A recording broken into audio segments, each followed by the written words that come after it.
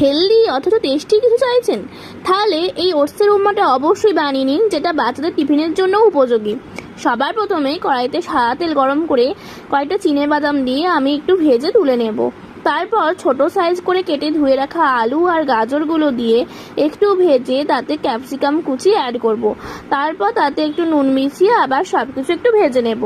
তারপর ফোড়নে দেব একটু মৌরি, জিরে আর কারি পাতা। সেগুলো ভাজা হয়ে গেলে তারপর পেঁয়াজ কুচি দিয়ে একটু ভেজে তারপর তাতে ওটস অ্যাড করব, দিয়ে একটু ভেজে নেব ওটসগুলোকে। তারপর তাতে আগে থেকে ভেজে রাখা সবজিগুলো অ্যাড করে একটু নেড়ে চেড়ে তাতে জল অ্যাড করব। এইখানে আমি ওটসের 1/3 জল ব্যবহার করেছি। তারপর মিডিয়াম ফ্লেমে অনবরত নাড়াতে থাকবো, না হলে জড়িয়ে যাবে ওটসগুলো। তারপর আর একটু নুন আর ভেজে রাখা চিনেবাদাম মিশিয়ে সার্ভ করব। ভিডিওটা ভালো লাগলে লাইক আর সাবস্ক্রাইব করতে ভুলবেন না যেন।